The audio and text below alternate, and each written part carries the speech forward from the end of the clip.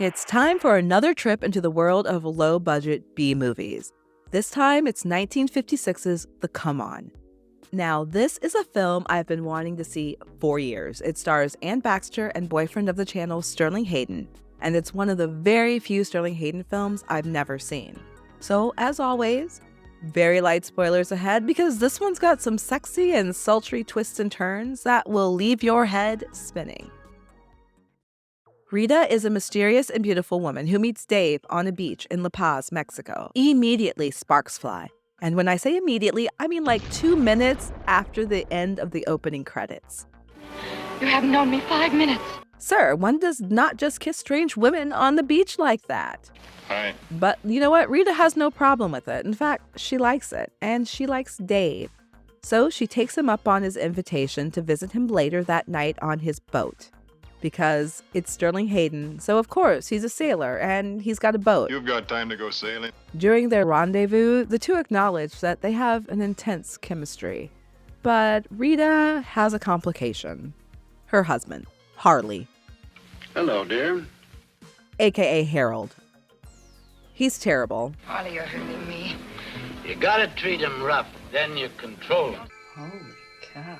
Dave might not approve of Rita's readiness for infidelity, but he definitely has no tolerance for Harold's treatment of his wife.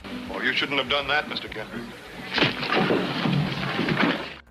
But shockingly, Rita and Harley are a shady pair of blackmailers. They con people out of large sums of money and live large in nice hotels and rented yachts. First class, all the way, baby. And we only had to work on that chump for 3 weeks. Rita, you're terrific. But salt of the earth Dave has gotten under Rita's skin, and she's fallen for him. I love you. So Rita makes a proposal that we all know was coming. No one needs to know. Boats do blow up. Rita. A dozen sticks of dynamite would blow that boat right out of the ocean and we'd be rich. Rita, you're sick. Obsessed. She can't just leave Harley. She needs the money, too. You can't live without money. And you can't love without money. And Dave, he needs a little motivation to go along with this plan. And Harley unwittingly supplies it. But Rita and Dave aren't the only one making plans. Harley is not prepared to let Rita go so easily. Directed by Russell Birdwell and filmed in a couple of weeks in October of 1955, The Come On visually lacks all the hallmarks of film noir. But thematically, it's right there in the groove. It's filled with seedy, duplicitous, morally bankrupt characters who cross and double-cross each other with glee. Anne Baxter, Sterling Hayden, John Hoyt, along with Baxter's costumes designed by an uncredited Edith Head, elevate this obviously very, very low-budget outing. Baxter looks stunning. She's dyed her hair blonde, and it's cut short like Rita Hayworth's in The Ladies from Shanghai, and her character's name is Rita. I mean, she's a knockout. She's dynamite. Is she the bad girl through and through, or is she the bad girl who wants to reform for a good man? Sterling Hayden plays Dave as macho, but also he's kind of naive.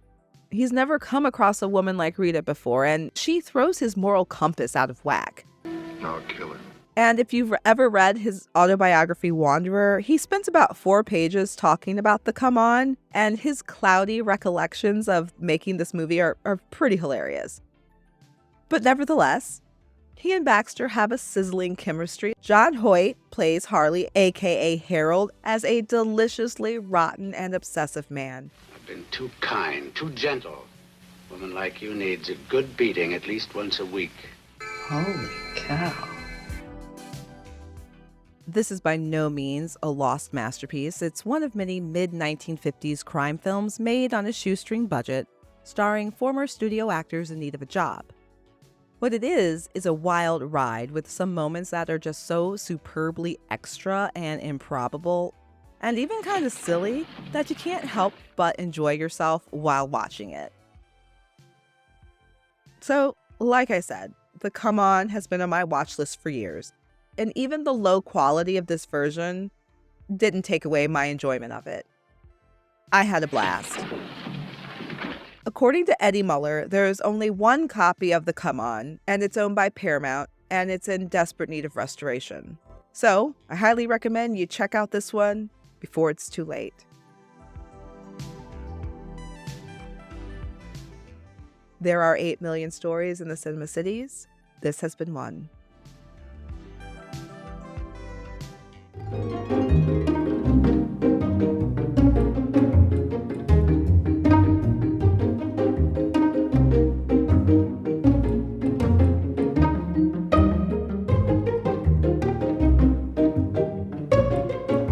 Oh, what am I going to do, Jim? Tell me what to do. Well, I think we'll go sailing tomorrow. You've got time to go sailing.